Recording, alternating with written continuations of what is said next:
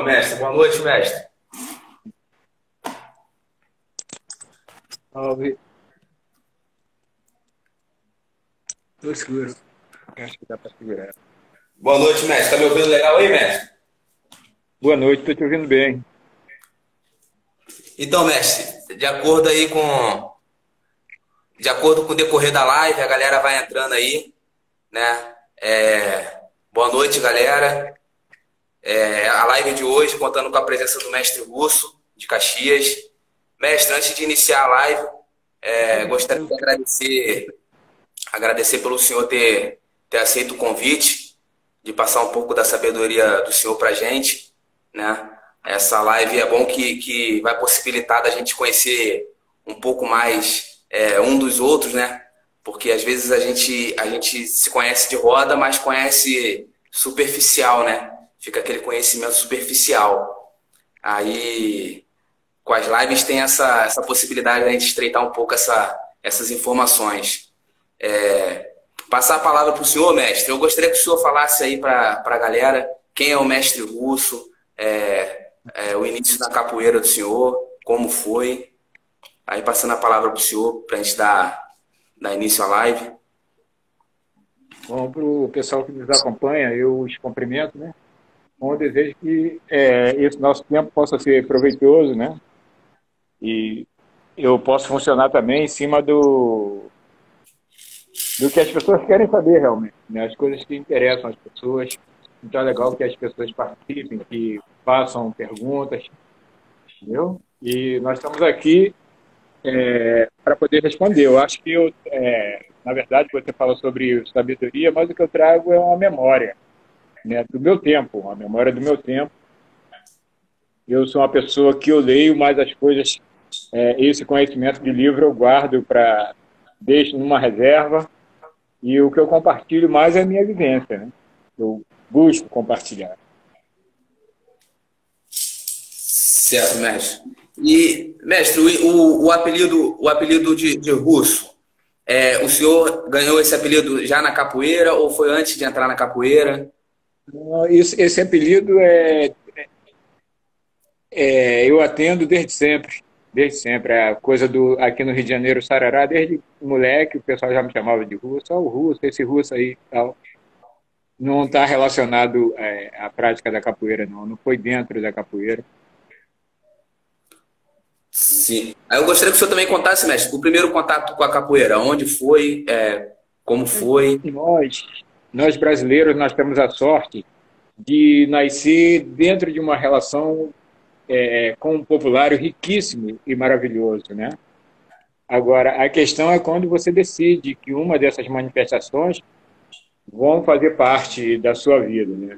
A gente nasce dentro de samba, com o samba, com a capoeira, o jongo, dependendo de cada região brasileira, né? Em outros lugares, por exemplo, na Paraíba, o coco, Pernambuco já são outras manifestações, o frevo, entendeu? Nós temos essa sorte, o brasileiro tem essa sorte, né?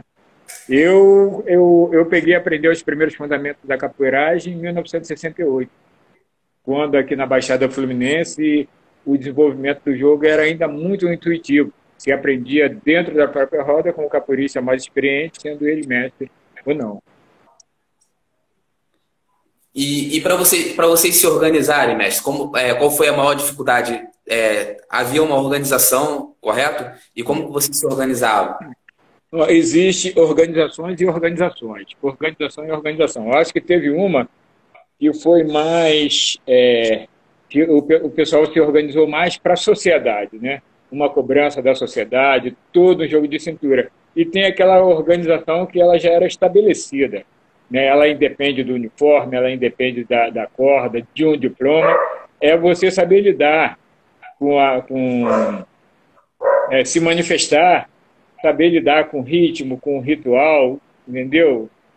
Com a gestualidade, entendeu? Porque às vezes tem pessoas aí que são organizadas em termos de uniforme e tal, mas às vezes quando o cara chega na roda de capoeira, o cara faz uma bagunça incrível, velho. O cara não tem, dentro da capoeira, ele não tem organização nenhuma, entendeu? Mas para a sociedade, ele é organizado. ele é o profissional, ele é organizado, enfim. É que às vezes não depende só do uniforme, né, mestre? Hum, Investimento, né? hum. Eu acho que a E organização está mesmo em você, no respeito, né? O doutor Decânio, ele tinha uma fala que eu guardo comigo, trago até comigo, que ele falava que a capoeira que é regida por três R fortes, né? Ritmo, ritual e respeito. Se você tem esses valores, você é uma pessoa organizada, você vai ter um comportamento bom dentro das rodas de capoeira, vai se comportar com as rodas que você organiza. Então, não é para mim, não é o uniforme, essa coisa toda. Isso aí é uma satisfação, eu acho que é um pouco a satisfação que você dá para a sociedade te ver como organizado, entendeu?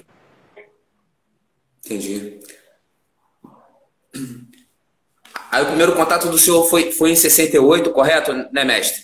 Não, E é o que eu falei. Eu falei, não é o primeiro, a minha decisão, não é o primeiro contato, é a minha decisão.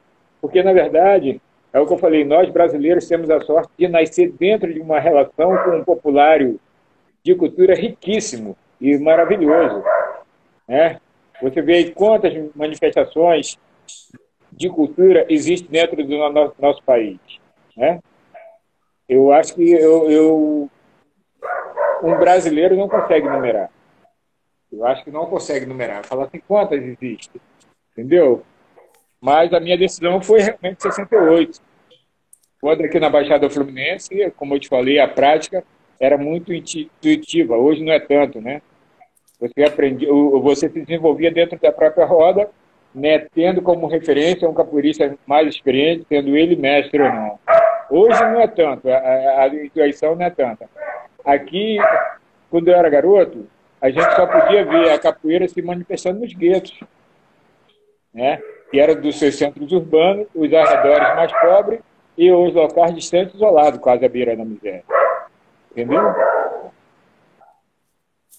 entendi, mestre. Aí E houve, depois por exemplo, aqui na Baixada Fluminense, paralelo à proposta que existia em todo o Rio de Janeiro, em todo o Grande Rio, que era de organizar e legalizar a capoeira como prática esportiva, e surgiu uma discussão no Campo dos Afonsos, em 69, e inclusive estava no espaço da FAB, que era a Força Aérea Brasileira, né? E a proposta era de organizar como prática esportiva e passar a utilização, os capoeiristas passar a utilizar uniformes, graduações que eram fundamentadas nas cores da bandeira nacional, e isso, em plena ditadura militar, foi todo um jogo de cintura, foi uma forma dos militares aceitarem a prática, né?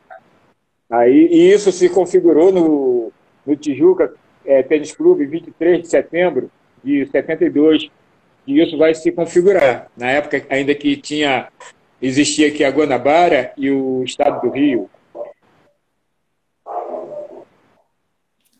era dividido. Oi? Na época era dividido o estado do Rio e a Guanabara, não é isso? Oi? Tá me ouvindo, mestre? Na época era dividido o estado da Guanabara, o estado do Rio e a Guanabara, né? Guanabara, Estado do Rio, Sim. E, mestre, o senhor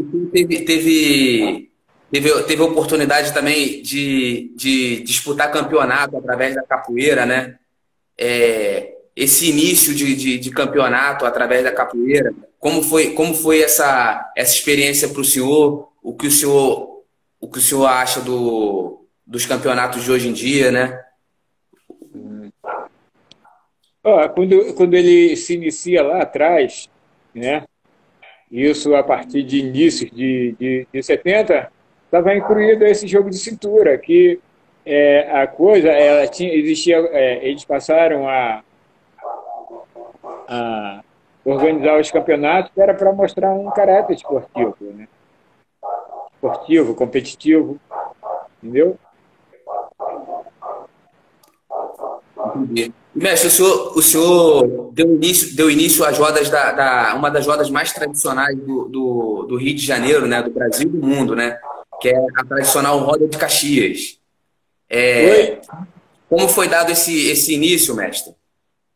Como foi dado esse início? Conta um pouco da história, como surgiu, foi espontâneo, como foi o surgimento dessa roda? A Roda Livre do município de Duque de Caxias é uma roda de capoeira que teve seus primeiros passos dados de forma simples, sem grandes pretensões. Porém, foi se solidificando e tornou-se notória. Fez relativo sucesso no turbulento político, político-cultural em inícios, meio e fins da década de 1970 e atraiu capoeiristas de várias partes da cidade carioca e de outras regiões brasileiras, né? É uma manifestação que funcionou e ainda funciona como domingueiras de vadiações na Praça do Pacificador, centro do município do Duque de Caxias, que fica mais cultura popular do Brasil. Existe um pouco mais de 4 décadas e meia, o tempo suficiente para que uma imensidade de fatos importantes se originasse dentro dela sob o céu aberto, né? E ajuda a mostrar, assim, tal como nos aponta Almeida, a importância da periferia do Rio de Janeiro e de outros municípios do estado como elemento de preservação cultural. É um grande celeiro de cultura brasileira, né? Hoje é tombado como patrimônio da cidade, entendeu? Depois de uma série de dificuldades que nós passamos, entendeu? Nós fomos comparados por muito tempo a mais baixa, comparados à mais baixa camada social, né? Nós éramos vistos como malandros, numa concepção ruim da palavra, e por isso nós fomos por muito tempo marginalizados. Por quê? Porque foi o período da desportivação da nossa sociedade e nós estávamos contrários a todo esse, parecia estar contrário a todo esse processo formal. Então, a partir daí, a gente começa a sofrer perseguições do próprio meio. Entendeu? E os mestres, eles tinham orgulho, eles achavam, aqui no Rio de Janeiro, que a capoeira haviam conquistado um respeito que até então não tinha, né? E eles começaram a enxergar a gente como a mancha da capoeira, entendeu? Porque, na verdade, a gente estava mantendo a capoeira viva e aberta ao povo, tendo como um dos objetivos, né, devolver ao povo aquilo que ao povo pertence. Isso é, a sua própria cultura. Certo, mestre. E aí os anos 70, o ano que a ditadura vigorava, né, com maior força, né, mestre? Uhum. O senhor coloca qual ano da roda de maior dificuldade? Tiveram várias dificuldades, mas o senhor destaca qual a maior? Eu acho que existiu muita dificuldade, né, durante esse período dessa proposta, entendeu? Nós tivemos muita dificuldade. Eu, por exemplo, eu tenho algumas cicatrizes no corpo. Você sabe da história, eu acho que teu pai contava das canivetadas, aquele canivete japonês, que eu acho que é uns 15 centímetros, né? Eu acho uma medida presumida. E eu tenho algumas cicatrizes aqui perto do coração, a 2 dedos, no braço. Eu fui preso. O meu crime era jogar capoeira fora do contexto formal. O capoeirista de rua era visto como malandro nessa concepção ruim da palavra. Tive que bater o piano lá, sabe? Meter os 10 dedos lá e assinar crime de vadiagem. Passei por uma série de dificuldades. Dentro da cadeia, além da tortura, existia a tortura psicológica, os maus tratos, entendeu? Geralmente, quando você saía com problema, ou problema pulmonar, você saía com... Enfim. E nossos psicólogos eram os curandeiros, eram as mães de santo, entendeu? Botava a gente e tratava da nossa cabeça, entendeu? Do nosso emocional.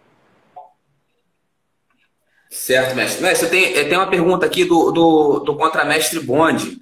Ele é, ele é Quem, aluno quem é? do Contramestre Bonde. Ele é aluno do mestre Arerê. O Ele, Monge? Bonde, André Bonde. Bonde? Bonde, Bonde. Bonde. Isso. Ele é do Alguerê?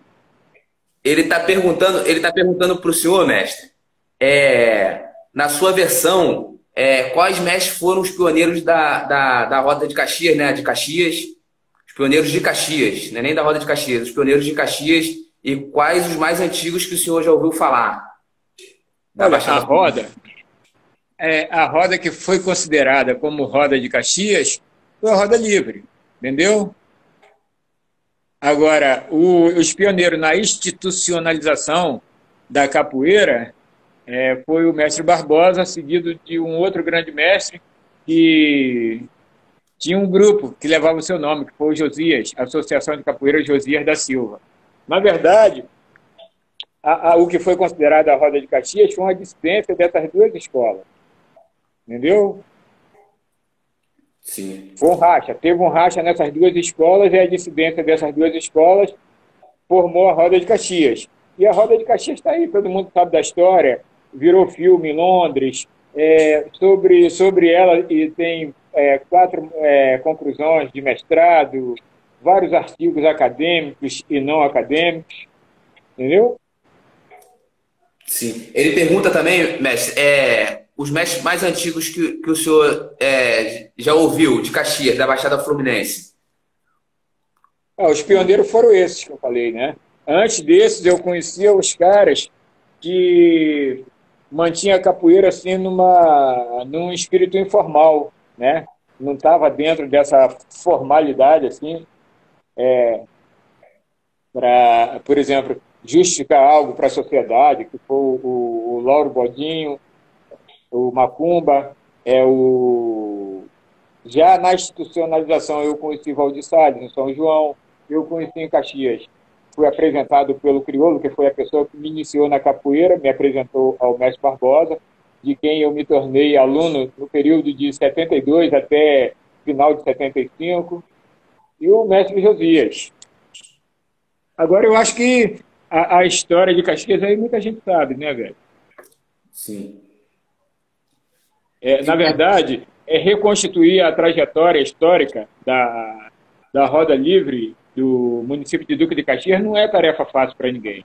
Por isso eu considero ter sido esse ainda um dos maiores desafios ao qual me propus, sendo que para melhor fazer, buscar a memória de um passado e nesse sentido me situar na noite do dia 13 de junho, quando um grupo de jovens capoeiristas, de até então jovens capoeiristas, realizou uma roda durante uma feira de Santo Antônio. E eu era um desses garotos, né? E levados assim, pelo sucesso desse momento, né, que uma energia boa, nós tomamos a resolução que manteríamos a roda em todos os finais de semana na Praça do Pacificador. Talvez pela a dificuldade que nós passamos, toda essa perseguição, enfim, isso acabou ganhando respeito, porque eu acho que a nossa insistência acabou ganhando respeito. Então, se fala hoje a Roda de Caxias, então vai ser essa a Roda Livre. Até os políticos reconheceram como patrimônio da cidade. Hoje ela é tombada como patrimônio da cidade depois de uma série de dificuldades que nós passamos. Sim. Mestre, tem Agatha Ferreira, ela está perguntando como era a relação do senhor com os mestres de Niterói. Olha, velho, eu tive quase nenhuma relação com os mestres de Niterói, entendeu? Porque, na verdade, na década de 70 eu tive poucas vezes em Niterói, tive poucas vezes em São Paulo. Eu estava muito mais, a minha relação era muito mais com a Baixada Fluminense e os subúrbios do Rio de Janeiro. Não tive quase nenhuma, entendeu? Não tive, quer dizer, não tive uma relação. O que eu conheço da roda de Niterói é muito superficial. Participei, mas coisas assim muito esporádicas. Não tive aquela participação direta. Sim. Esse contato, quando o senhor passa a ter esse contato com o subúrbio do Rio, mestre, como foi esse contato? Quem foi que levou o senhor para o subúrbio do Rio? Ou o senhor chegou, foi assim por vontade Olha, própria, ou alguém, ou convidado eu por vou falar uma alguém? coisa para você, velho. Eu venho de uma família, eu tenho origem numa família na qual eu sou o sexto de 9 irmãos. Meu pai era motorista de ônibus. Com ele eu tive pouca convivência, pois morreram quando eu tinha apenas incompleto 7 anos de idade. A minha mãe, ela, por um período da sua vida, se incumbiu do trabalho de lavar e passar roupa para outras famílias, e ainda das vendas de cosméticos de casa em casa para ajudar a subsistência familiar. Então, eu com 12 anos, eu com garoto, eu estava ali na Pinto de Azevedo, que era fazendo uma viração, que era a área ali do Baixo Meretrício, entendeu? Então, não tinha essa coisa de me levar, não. A gente era de rua, garoto de E, rua, então não tinha essa coisa de levar, não. A gente era, entendeu? A gente estava na rua, então eu ia ali eu lembro que eu ia ali para fazer viração, vender um amendoim, cortava aquelas latas, levava o amendoim, e ali eu conheci o seu pai. Eu, garoto, conheci o seu pai jogando capoeira numa sala pequena, eu acredito que era o pessoal, a rapaziada que estava com ele, estava lá dentro do Baixo Meretriz, que a gente fala isso, mas é o puteiro. Ele estava jogando capoeira com os caras que eu acredito que era ali da Redondeza, ali do Estácio. E fiquei muito impressionado, mas eu já estava na capoeira, né? E depois eu acabei encontrando ali na favela da Kelso, próximo à Avenida Brasil. Aí conheci grandes capoeiristas ali, vi, né? Vi ali, conheci o Pepe, conheci o seu pai, né? E Fernandinho, toda uma galera, entendeu? Que passou por ali, Joãozinho. E nesses dois momentos, eu não participei da roda, eu fiquei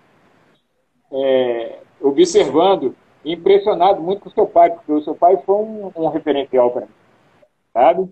Foi um modelo, né? Na época eu achava que eu tinha ele como a capoeira em sedução. E ele manteve um bom nível em toda a década de 70. Entendeu? E outras referências que eu tinha ali no subúrbio. e nessa época o senhor chegou a ir na roda de Bom Sucesso também, né, mestre? Chegou a conhecer a roda Aí do... comecei, aí quando eu conheci o seu pai, depois a gente começou a travar uma relação legal, ia muito ali no Morro do Cruzeiro. Seu pai, um coração gigante, era o cara que às vezes ele queria te botar numa cama e queria dormir no chão. Se tivesse uma coberta só, ele te dava a coberta, o lençol para você se cobrir, entendeu? E aí eu comecei a frequentava ali a Penha, a Penha sempre teve uma relação bacana com Caxias, a galera da Penha, a galera de Caxias. Aí parecia até que era a mesma escola, porque, pô, o pessoal de Caxias estava sempre ali na Rua Magé, na Penha, ou no Parque Ari Barroso, né? O seu pai tinha uma liderança, ou eles estavam sempre ali, todas as festas que a gente fazia ali de Santo Antônio, as domingueiras de vadiação, eles estavam sempre. Então foi rolou assim uma relação de amizade muito forte, que é mantida até hoje. E também depois a gente começou a frequentar o Zé Pedro, entendeu? Certo. E essa roda lá no Zé Pedro, mestre, o senhor lembra qual foi a parte mais marcante para o senhor lá na roda do Zé Pedro? Teve várias, teve várias. Mas o que o senhor destaca Mas assim, uma assim, que marcou muito era o carinho, assim que alguns bambas tinham comigo. Por exemplo, eu comecei a dar aula com 16 anos de idade, em espaços como o Crésio Chaves, que era uma academia de luta em Petrópolis, que era em frente à rodoviária de Petrópolis, e no extinto Center Club, que hoje abriga a Igreja Universal do Reino de Deus. Isso, eu dava essa aula sob a coordenação do mestre Barbosa, né? Foi o período que eu tive com ele de 72 até final de 75. né? E, pô, tinha roda, por exemplo, como uma roda da Central, que rolava sempre no Carnaval. E, às vezes, eu chegava ali já dando aula, e tinha uns caras que era roda pesada, assim, sabe? Na época. E eles, pô, isso aí não é roda para você não, rapaz. Eu, garoto, e eles me davam, às vezes, bolsa para segurar. Eu era o cabide dos caras. E, às vezes, pegavam umas bolsas pesadas, e, às vezes, ali tinha um cara que era policial e estava com as bolsas. Eu ficava segurando a bolsa dos caras, era o cabide dos caras. Mas também tinha um momento, como, por exemplo, o Luiz Malhado, um momento marcante, que era um cara super elegante, e, pô, foi uma grande referência para mim. Ele jogava, tinha, nas peças, assim, ele tirava uma onda. Na elegância, ele jogava com um lento na mão, e às vezes ele fazia um movimento, aí ele ia, ele todo elegante, bem vestido, aí ele enxugava o rosto, e ele marcava, às vezes, uma queda, marcava, entrava, não mostrava, na terceira ele derrubava. Aí teve um momento marcante, foi quando ele chegou lá no Zé Pedro, e nesse dia ele estava bem. Ele deu várias quedas, assim, sabe? O cara era bom de entrada, de rasteira. E depois, quando parece que ele não tinha mais ninguém assim para jogar, ele me chamou e apontou o centro da roda. Eu falei, pronto. Aí fui, né? Falei assim, porra, vou levar a minha fé para a roda. Aí ele foi, jogou comigo, e depois me deixou dentro da roda e falou assim, ó, o garoto vai continuar, o menino é meu. Aí me deixou numa roda incrível, aonde só tinha bamba, era uma roda de mestre, de capoeira, eu garoto. Mas, no mesmo tempo, quando era uma outra roda aberta, como a da Central, o cara falou, pô, isso aí não é roda para você, e me botava numa roda de mestre. Porque eles viam muita responsabilidade, uma responsabilidade maior, numa roda de rua, no período de carnaval, onde tinha as cobranças, entendeu? O pessoal guardava um ano para poder tirar forra de uma queda que levou. Uma situação de covardia que o cara queria dar o troco, entendeu? Mas o bacana é que isso tudo rolava dentro da capoeiragem, não tinha esse negócio de agarrar, jogar de cabeça, tapa na cara, não. Até porque eu sempre falei, malandro respeita malandro. E ali não tinha como você, por exemplo, levar um jogo para uma situação pessoal, porque aí, pô, podia dar ruim, entendeu? Sim. Então tinha ética, tinha classe, os caras, entendeu? Os caras muito crassudos. Os caras que eu vi ali, todos eles muito crassudos, velho. Sim. O contramestre Bonde, mestre, está fazendo uma outra pergunta aqui. Ele tá perguntando na Baixada Fluminense, houve outros núcleos de capoeira além de Caxias, na época? Velho, olha só, a capoeira, ela se desenvolveu em todos os municípios da Baixada, né? São João, Nova Iguaçu, todos. Não teve um município que, entendeu? Todos tinham uma capoeira viva. Quando eu nasci, já tinha capoeira em todos esses municípios, entendeu? Nasci em 56. Sim. Hoje o senhor Só que destaca. é o que eu falei. Só que quando a gente era criança, a forma, pelo menos nos lugares que eu transitava e conhecia, eu só conseguia ver a capoeira se manifestando nos guetos. E de uma forma muito intuitiva, né? Eu acho que a Baixada começou a se organizar nessa questão para os espaços fechados, que para mim foi uma conquista para a capoeira, foi uma virada de página brilhante, isso a partir da década de 70. Entendeu? Sim. E, mestre, da Baixada Fluminense, o senhor consegue destacar 3 nomes dos mais antigos da Baixada Fluminense? Olha, os nomes assim, que eu conheci, assim, dentro da minha relação, que eu conheci foram esses: Mestre Barbosa, Mestre Josias, Mestre Valdir Salles, Mestre Gavião, depois chegou Reginaldo Pimentel, essa galera. Tem uma galera aí, entendeu? Mas conheci outros grandes jogadores de capoeira que não eram mestres, mas que eram grandes, entendeu? Eram brilhantes. Sim. Mestre, tem uma pergunta aqui para o senhor do Pimpolho Capoeira.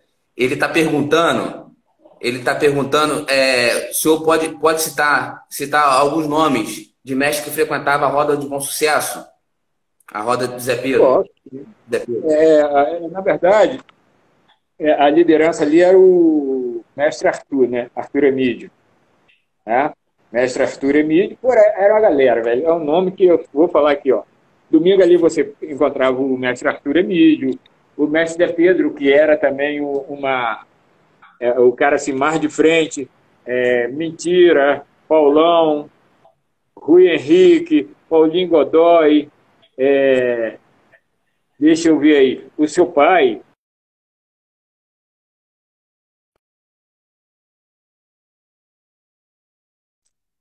Entendeu? Entendi. E mestre, esse contato do senhor, esse contato com o senhor do subúrbio, rolou um certo conflito no início ou não? Eles Não, velho. acolheram o senhor lá Não, tranquilo? ali não, em Bom Sucesso não. Os caras tinham um maior carinho, né? Porque eu lembro que o próprio Zé Pedro, a gente chegava ali, brincava muito, porque ia toda uma garotada, né? Eu, o Rogério, que está na Alemanha hoje, o Cobra Mansa, que na época nem tinha esse apelido, o pessoal chamava ele de Sinésio, Jurandir, e quando chegava essa galera, da Penha ia Gilmaldinho, Pelezinho, Joãozinho, é, O Russo também estava nessa época, mestre? os caras ficavam felizes, assim, quando nós chegávamos, toda uma garotada, era garotada, entendeu? Entendi. Nessa época o senhor tinha o quê? 16 anos, né? Que o senhor falou? Eu nasci em 56. 56, quer dizer, em 66 eu tinha 10 anos. Uns 20 anos. Depois, quando eu começo com 12 anos incompletos, 12 anos incompletos, né? Ah, sim. Eu comecei a frequentar a roda do Zé Pedro ali já em 72, entendeu? Ah, entendi, Foi mestre. quando se configurou toda essa proposta de organizar e legalizar a capoeira como prática esportiva. Sim. E, mestre, o senhor tem a galera aí que não conhece, né? Tem pessoas na live que ainda não conhece, né? O senhor tem um material que é o Capoeiragem do Rio, Resistência de Capoeiragem uma do Rio, Cultura. Aí eu queria que o senhor falasse um pouco da experiência, que o senhor visitou alguns mestres de nome também, né, no Rio de Janeiro, e o senhor também é uma forte referência no Rio de Janeiro, já tem o nome do senhor gravado na história, com certeza. Aí eu gostaria que o senhor falasse um pouco, mestre, da experiência, né, de ter reencontrado, né, alguns mestres aqui para fazer esse documentário. esse trabalho aí busca reconstituir uma trajetória histórica da capoeira no Rio, todo o Grande Rio, né? Desde o tempo do Brasil Império até os dias atuais. Aí o bacana é que também tem a participação de uma grande nata da capoeiragem do Rio de Janeiro e também do pessoal da academia também, como Júlio César Tavares, Carlos Eugênio, tem toda uma galera aí com boas narrativas. E eu fui convidado para poder narrar esse trabalho aí. Sou um dos narradores desse trabalho aí, entendeu? Mas também mostra o meu trabalho também, que é a Roda de Caxias, entendeu? Junto a outras figuras. Sim. E como o senhor destaca a capoeira do Rio de Janeiro, mestre? Eu digo em relação assim, na Bahia eles costumam muito, eles se dividem, né, em Angola e regional. No Rio de Janeiro, como o senhor destaca a capoeira do Rio de Janeiro no sentido o segmento mais forte que tem no Rio de Janeiro? Eu não defendo denominação, tá? Eu não defendo denominação, nunca defendi. Aqui, eu acho importante a definição no próprio elemento. É isso, que a pessoa possa definir em si mesmo, na sua alma, a capoeira como uma pequena essência, entendeu? É a minha forma. Eu não faço diferença nenhuma, eu não faço, eu só faço diferente, né? Porque a gente tem um conceito, às vezes tem conceitos. Por exemplo, quando a pessoa me pergunta o que é a capoeira, eu falo que é uma questão interessante e ela pode ser respondida de vários pontos de vista, né? Do ponto de vista religioso, eu diria que a capoeira não é religião. O capoeirista, sim, é que é religioso e cada um se vale daquilo que crê. Tá? E do ponto de vista histórico, talvez eu responda, mas não convença. A minha resposta talvez não chegue a convencer pessoas. Como, por exemplo, eu falo que a capoeira é uma manifestação que se insere a um populário de cultura riquíssimo e maravilhoso que o Brasil possui. E que é por demais sabido que sua prática ganhou ampliação e se ramificou para o mundo. E apesar de toda essa notoriedade que possui no presente, as informações acerca de sua origem são imprecisas, né? Embora muitos bons pesquisadores já tenham desvendado alguns aspectos sobre essa manifestação, o seu passado se assemelha a um grande quebra-cabeça, em que algumas peças estão perdidas. Onde, como e quando ela foi criada, são perguntas que não possuem uma resposta precisa, porém oferece uma gama de hipóteses. Tá? Evidencia, leva a crer, deduz. Né? Então, do ponto de vista de vivência, né?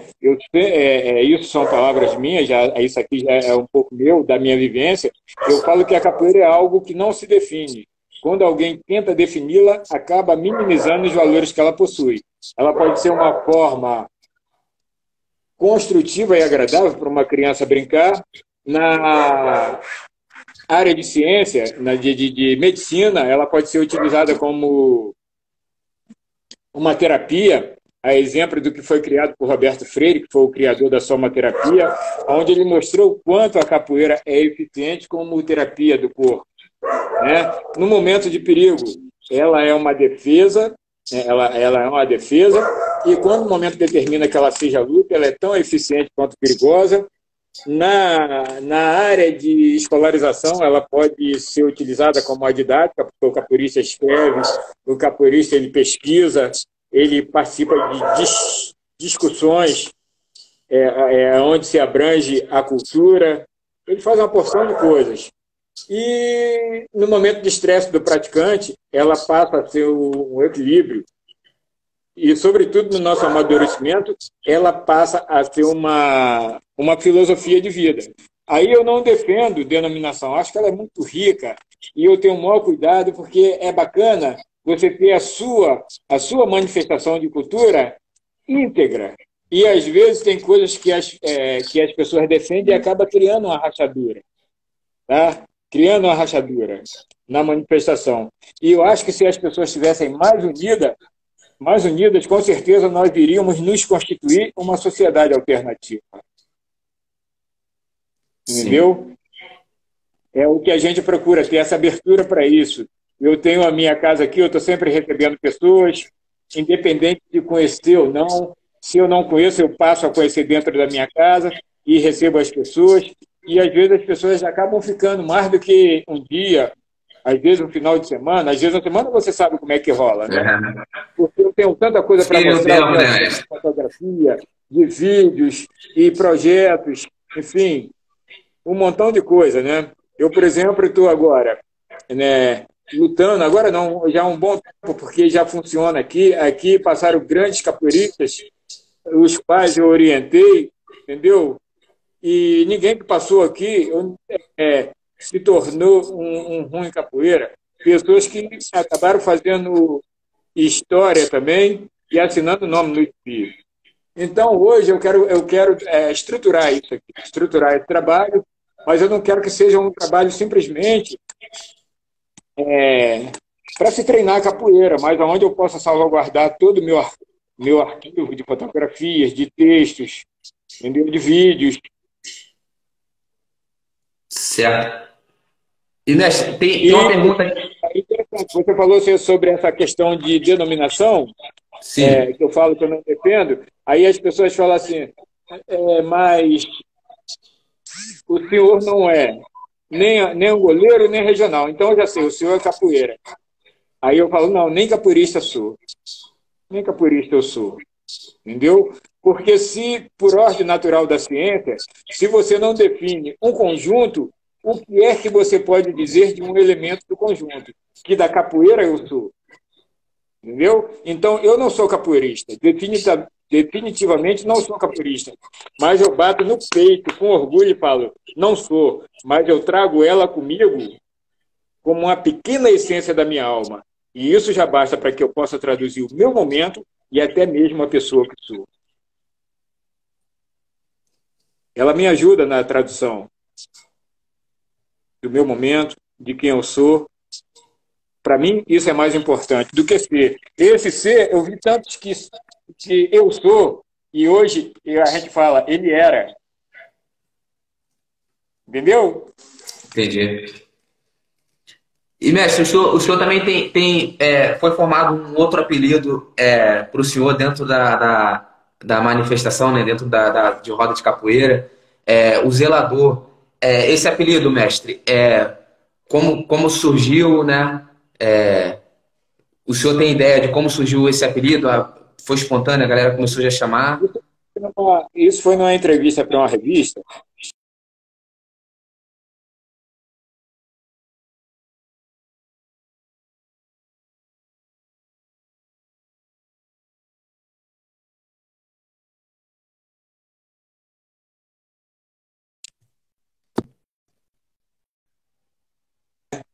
E levar isso comigo. Ela está comigo, entendeu? Levar isso comigo. E eu falei que as pessoas me chamam de mestre, que eu nunca fui mestre. Eu não fui capoeira, entendeu? Eu nunca fui, não tive formação. Então, mestre também é outro apelido. Mestre russo, apelido.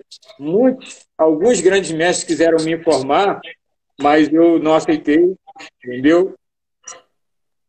Entendeu? Não aceitei. O que eu quero, não quero nada do homem, o que eu quero é de Deus, é saúde, é uma saúde legal, uma saúde mental. É, quando eu peço a Ele, eu peço força, peço que Ele me dê sabedoria. São as coisas que eu peço. Então, isso para mim é importante. Agora, um diploma não vai me acrescentar nada. Eu acho que não vai acrescentar nada. Só vai me tornar vaidoso. Talvez me faça vaidoso. Entendeu?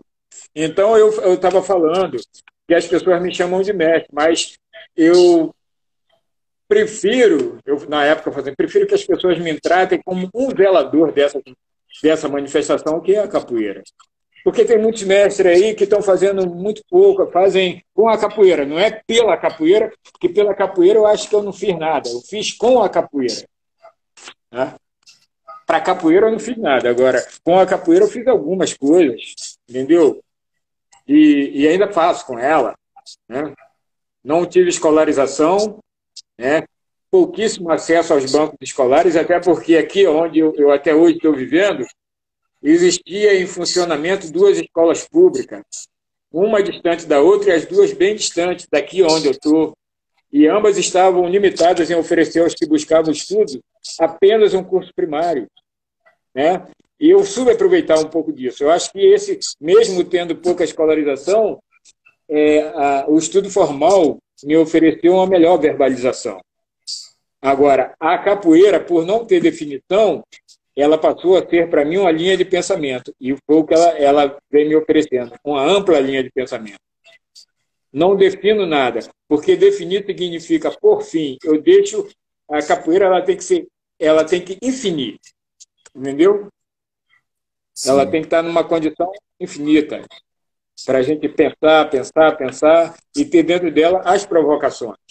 Não é, eu estou falando provocação no bom sentido, né? Para a gente pensar melhor. E pensar bem faz bem, né? Sim, evoluir, né, mestre? Sabe? Mestre, também tem uma pergunta aqui do Raul Carvalho. Ele está perguntando. Raul Carvalho. Ele Carvalho. tá, Carvalho, isso. Ele está perguntando, mestre, o senhor compôs quantas músicas ao longo desses anos de capoeiragem? Eu não escutei, picotou um pouquinho. O senhor compôs quantas músicas de capoeira nesse longo da capoeiragem? Rapaz, eu não conto, não. Assim, sabe? Eu não conto, não. Eu fiz algumas, entendeu? Mas não conto, não. Sim. O senhor tem um CD, o CD Tempero da Massa, né, mestre? Foi Tempero gravado da até Massa, inclusive, Sim, foi gravado inclusive o até Tempero da Música, pelo esse Grupo título Muzenza. é o título de uma das minhas, do que eu compus. Tempero da Massa, tem a Mágoa, tem algumas. Tem composição minha, tem do Maguinho, tem do Célio Gomes, tem do Pujão, que é de Niterói. Sim. E a bateria, Mas mestre? A bateria da. precisar assim, quantas eu fiz, eu nunca pensei assim em ver. Fica incontável, né, mestre? Ah, Mestre, a bateria da Roda de Caxias, ela é muito bem trabalhada, né? Já foi algumas vezes, a gente fica prestando atenção na bateria. Para chegar a essa afinação, mestre, da bateria que é hoje a bateria da Roda de Caxias. Como foi esse processo? Quem mais influenciou a bateria da Roda de Caxias para ter essa afinação que tem hoje, esse trabalho todo? rapaz, Quem o está senhor picotando um pouquinho, destaca? mas eu vou falar uma coisa. Ó. É, é, foi uma coisa, por exemplo, a Roda de Caxias, lá na década de 70, não tinha nenhum mestre entre nós. Tá? Eu falo, tem até um trecho assim de um texto meu que eu falo assim, olha, eu começo com a poesia. Toda praça tem um nomes que lhes foram dados em outrora, mas apenas uma é necessário existir para que eu possa contar uma interessante história. Aí começa o texto. A extensa Praça do Pacificador, local que até então era somente ponto de convergência de operários e engraxates que ali tinham suas cadeiras como ponto fixo, assim como prostitutas e, obviamente, gigolôs, bons e maus malandros, jogadores de carteado e o lambe-lambe. Também ganharia o talento e os esforços de um punhado de artistas desse jogo de mandinga que se deslocavam de seus guetos, empenhados na divulgação da capoeira com forte grau de relevância. Tais guetos eram os arredores mais pobres e os locais distantes, isolados, quase à beira da miséria. Entendeu? Eu já falei também sobre a forma como ela se constituiu. Então, aí foi tudo espontâneo. Por exemplo, antes, se tocava Jexá, a gente via o pessoal tocando Jexá, o pum-pa-pum, pum-pa-pum. Aí eu acho que um dos caras que revolucionou muito essa coisa do atabaque em roda de capoeira foi o velho, foi o Nelson Macumba. Os caras eram ogãs. Então, eles botaram a dinâmica no toque do atabaque. Você vê que o atabaque da roda de Caxias, porra, tem maior destaque. E nesse início, existia o zelador de bateria. Lá, por exemplo, ninguém toca instrumento antes da roda. Esse negócio de a roda não começou e já tem o maluco ali, ou a maluca tocando berimbau. Não, isso aí se fizer vai ganhar uma bronca na roda de Caxias. Porque tem o zelador, ele chega, você sabe como é que funciona. Ele Sim, afina afina. todos os instrumentos, ele é o zelador. Aí tem o mestre de bateria que passa por ele e vai ver se realmente ele fez como tem que ser feito. E se não tiver legal, o cara fala, pô, velho, isso aqui não tá legal não, tá mal afinado, peraí, vamos... Aí ele toma a frente e vai deixar os birimbás como é que tem que ficar. Tá entendendo? Aí, quando Sim. começa a roda, aí sim, a bateria vai ser socializada. Ninguém fica pedindo berimbau, pedindo instrumento, porque tem os sete, né? Por exemplo, você toca um sete, os caras que tocam ali tocam até uma parada, naquela parada, aí vai socializar a bateria, vai trocar. Aí eu vejo hoje o pessoal brigando, aí uma vaidade, porque eu vou na roda pedir instrumento mestre, o mestre foi não sei o quê, entendeu? Aí eu falei, velho, esse problema, a roda que eu faço você não vai ter, porque na roda que eu faço ninguém pede instrumento. Ninguém pede instrumento. Na roda que eu faço todo mundo vai tocar, mas eu espero alguém chamar ou passar